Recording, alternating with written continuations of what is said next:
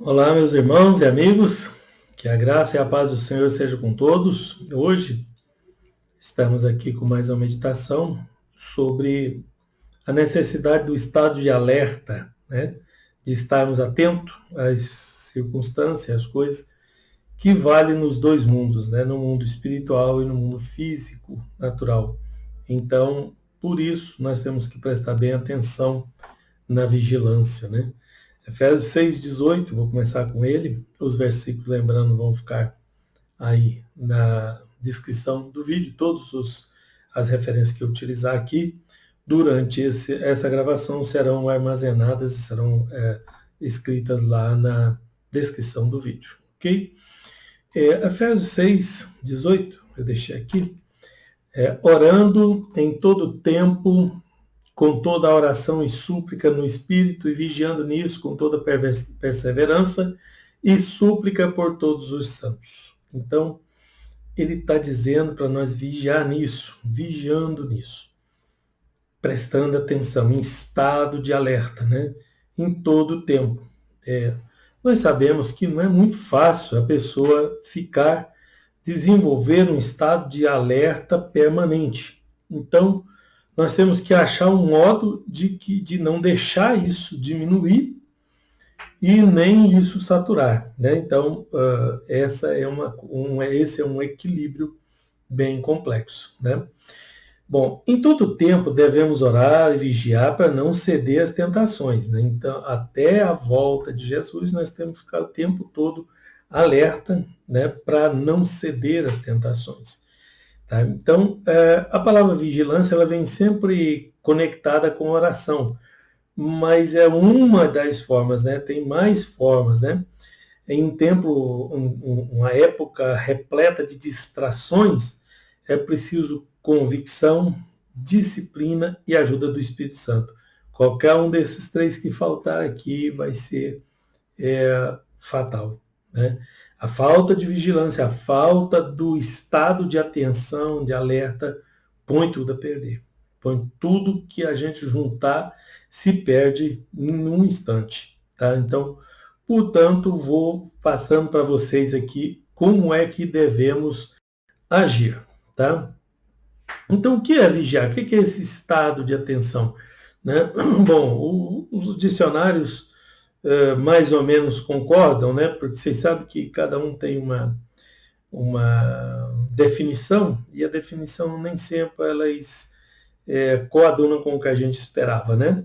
Mas eu vou pegar o que dá biblicamente aqui para a gente organizar, né? Vigiar, então, é ficar acordado no dicionário, alerta, dar total atenção para evitar que por negligência ou por indolência algumas calamidades destrutivas atinjam a vida de alguém. Então, basicamente, né, teoricamente, é estado de atenção, estado de alerta para evitar problemas, evitar calamidades, tá? E no mundo espiritual, a calamidade fica em uma proporção muito maior, tá bom? Então, o estado de alerta, ele precisa ser estimulado. Nós temos que nos estimular à vigilância. Por isso que a Bíblia fala vigiai, né? Em vários locais, em vários versículos, que eu vou citar até alguns aqui, tá? É uma ordem para a gente ficar em estado de alerta. Como a gente não consegue ficar o tempo todo em estado de alerta, então utilize aquelas outras formas de adoração que eu já passei para vocês, como a oração, como o jejum, né? Com a palavra, leitura da palavra. Então, todas essas coisas juntas, né? Talvez não tudo juntas de uma vez, mas você vigiando ali em oração, vigiando depois em jejum, depois na palavra, lendo a palavra, e por aí vai. Tá? Deixei alguns versículos para vocês meditarem sobre isso, lá embaixo, né? Então, o que fica claro é que lá no final, no Apocalipse, no capítulo 16, versículo 15, o Senhor diz, Jesus diz, eis que eu venho como ladrão, bem-aventurado aquele que vigia e guarda suas roupas para que não ande nu e não se vejam as suas vergonhas. Ele está fazendo aqui uma comparação, né, com a pessoa andando nu. Ele está dizendo para a gente guardar o que tem, para a gente vigiar, para a gente prestar atenção, porque senão anda nu. Está dizendo que há consequências, que o mundo espiritual ele reserva consequências também, tá? Ou ainda para evitar que alguém negue ou abandone Cristo, tem que ficar em estado de vigilância. Né? Mateus 26, 41, aquele famoso versículo, né? 41, vigiai e orai, para que não entreis em tentação. Na verdade, o espírito está pronto, mas a carne é fraca. Aqui está ele dizendo por quê. Porque se fosse só no mundo espiritual, era mais fácil, mas a carne é fraca. Então, o elo fraco da corrente, a parte mais fraca do ser humano, é justamente a carne. Então, todas as outras coisas, né, ele ensina a gente a enfrentar no espírito. Mas essa parte carnal, ele manda a gente correr dela, né? Porque ela é fraca, tá? E acabe que a pessoa cai em pecado, né? Em 1 Tessalonicenses, capítulo 5 e o 6, tem dois versículos que nos dão uma clareada boa nisso daí. Portanto, todos vós sois filhos da luz e filhos do dia. Nós não somos da noite nem das trevas. Também que ele está fazendo um paralelo espiritual aqui, que nós somos filhos do dia e não da noite. Não, nós estamos na luz e não nas trevas. Jesus é a luz e o pessoal lá de baixo é as trevas. Então, já vão ligando aí. Não durmamos, pois, como os demais, mas vigiemos e sejamos sóbrios. Somos filhos da luz e temos que ser vigilantes e temos que estar atentos para que não mudemos de lado, para que ninguém tome a tua coroa. Algumas pessoas vão se irritar com essa palavra, porque muitas pessoas acham que é mais fácil a parte que Deus tem que fazer. Mas essa parte que ele manda a gente fazer, não, ele não precisa fazer isso não, ele já fez tudo por nós e tal. Mas ele mesmo diz lá no final, no Apocalipse, guarda o que tem, para que ninguém tome a tua coroa. Então, o negócio é que essa é a nossa parte. Vou complementar com 1 Coríntios 16, 13, para ficar bem fortalecido doutrinariamente em vocês. Vigiai, estai firmes na fé. Portai-vos varonilmente, fortalecei-vos. Quem é que vai nos fortalecer? Nós, fortalecei-vos. Como é que eu vou fortalecer? Daquele jeito que eu ensinei para vocês ali atrás. A vigilância, junto com a oração, junto com a palavra de Deus, junto com o jejum, essas coisas juntas, tá? Ou juntas aqui, juntas ali, juntas lá, é que a gente consegue portar varonilmente, porque sem o conhecimento não dá para portar varonilmente. Sem oração também não dá, né? Uma oração fraca também não, mas eu posso usar o jejum para potencializar ela. Então, tudo vai na mesma direção, tá? E o certo é que pode haver perdas, né? Senão eu não tinha que estar firme, né? Vigiai e estar firme na fé, né? Essa é uma lembrança forte de Paulo aos Coríntios, tá? Aos Efésios, ele ensinou o seguinte, o próprio Paulo. No demais, Efésios 6:10.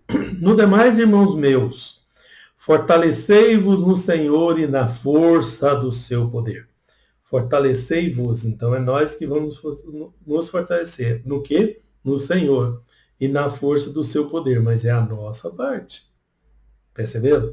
Então tem que estar vigilante, sóbrio, né? Por falar em sobriedade, Pedro fala disso, 1 Pedro 5:8.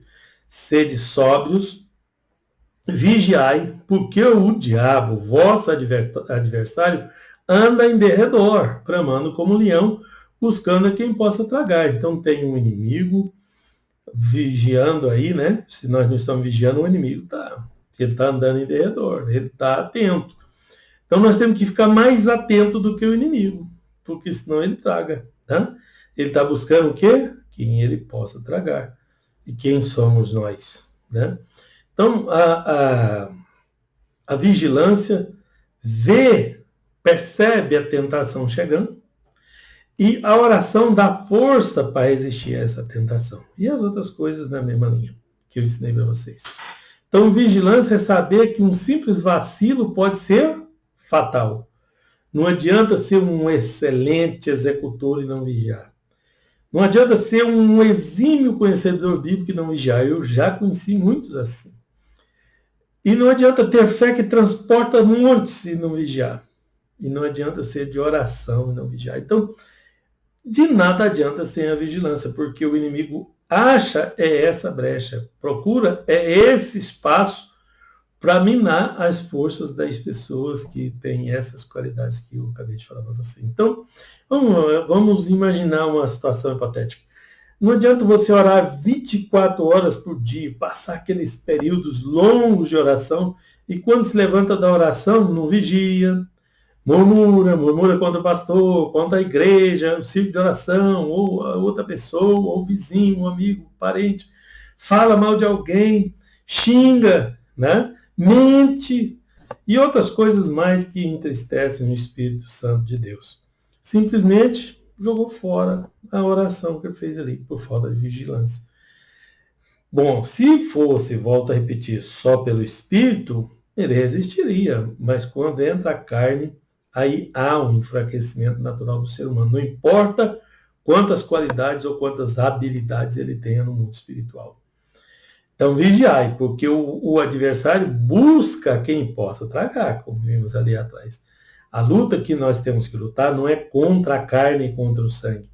Não é física, não é contra seres humanos. Tá? Nossa luta é contra principados, dominações, potestades, reinos, príncipe das trevas, né? Um reino espiritual, né? Contra as hostes espirituais da maldade que age, que habita em regiões, em lugares celestiais. O céu, vocês sabem que tem camadas, né? Então, naquela camada espiritual ali, ele está ali para não passar nada para lá, tá? Então, essa é a intenção do inimigo, é bloquear tudo, né?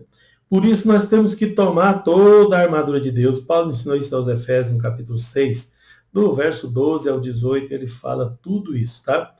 Usando as nossas armas que nós temos, para que nós possamos resistir no dia mau. Vou falar uma coisa para vocês. O dia mau vem, tá?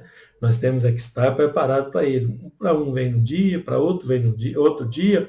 O inimigo tem sempre um plano para te derrubar e para me derrubar. Então, o dia mau virá, tá? A questão é que eu tenho que estar pronto para isso. Mas quando eu aceitei Jesus, falar que era só alegria, daqui para frente não ia ter dia mau, não. Pois te falaram errado, né? Eu vou continuar nos vídeos, contando os outros detalhes para vocês, não nesse, mas nos próximos, né? E vocês vão perceber isso tudo, tá bom? O nosso adversário não brinca em serviço, tá? Lucas, né, capítulo 12, Jesus deu uma parábola ali. Se o pai de família soubesse a que hora havia de vir o ladrão, vigiaria e não deixaria minar a sua casa, né? Portanto, estai vós também apercebidos, vigiando e não deixar o ladrão entrar, porque virá o Filho do Homem a hora que ninguém imaginais. Pedro, né? 1 Pedro 4,7, ele fala assim, já está próximo o fim de todas as coisas. Portanto, sede sóbrios e vigiai em oração, porque a vigilância, como eu disse para vocês, é o equilíbrio do cristão, é o equilíbrio do mundo espiritual. Bom, eu vou terminar contando uma historinha bíblica, né? Como sempre, uma aplicação prática que o próprio Jesus contou em Mateus 24, 44 a seguir, tá? Bom, ele diz, olha, estai, pois, apercebidos, né? Porque o Filho do Homem vem a hora que ninguém pensa, né? Que a pessoa não está esperando. Já é uma estratégia dele, né? Quem é bem-aventurado, o servo que fiel e prudente, se o servo for fiel e prudente, é bem-aventurado, que o Senhor constituiu sobre sua casa para dar sustento a seu tempo. Então, nessa parábola aqui, tem um Senhor e tem uma casa, tá? Vamos imaginando isso aqui na prática, para que a gente possa entender o que Jesus está falando. O Senhor é Ele, tá? É o dono da casa, é o Criador de todas as coisas. A casa é entendida de várias formas. A primeira forma é como o mundo, que ele criou e deixou tudo aqui para a gente zelar dela, e né, nós somos os servos, ele é o Senhor, e a casa é o mundo.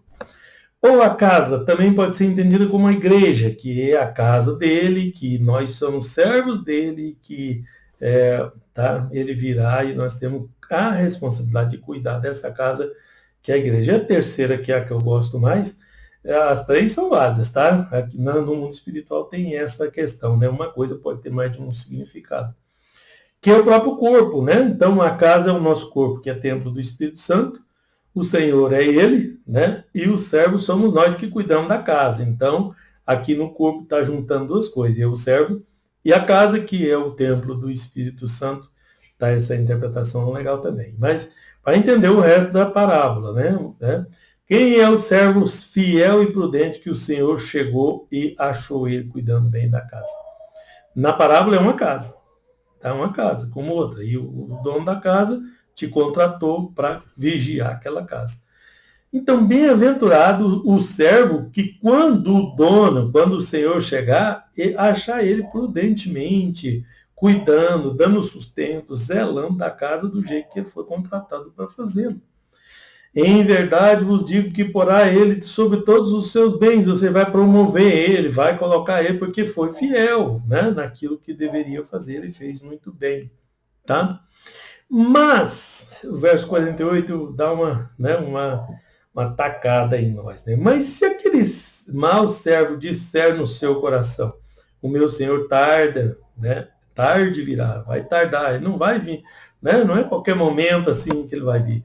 E começa a espancar os seus conservos, a comer e a beber, a esbanjar, a gastar das coisas do seu Senhor, né? Se embriagar e colocar tudo em risco.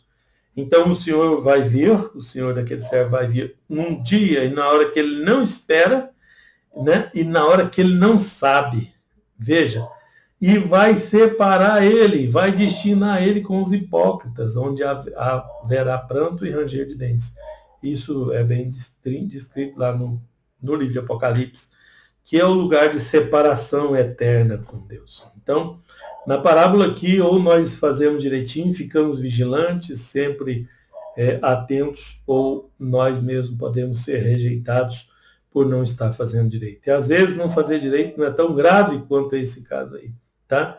Às vezes a gente está pensando que está fazendo direito porque alguém minimizou demais as coisas. Não minimize as coisas, olha pela palavra, olha pela Bíblia, olha pelo que nós acabamos de estudar aqui. E Deus vai te abençoar e vai permitir que você consiga vigiar. Eu não disse que é fácil, eu não disse que é uma coisa que você vai fazer facilmente, mas eu disse que é necessário nós estarmos atentos, vigilantes e nos estimularmos à vigilância para que a gente, quando o nosso Senhor chegar, ele nos achar fazendo assim. Combinado? E Deus abençoe vocês em nome de Jesus.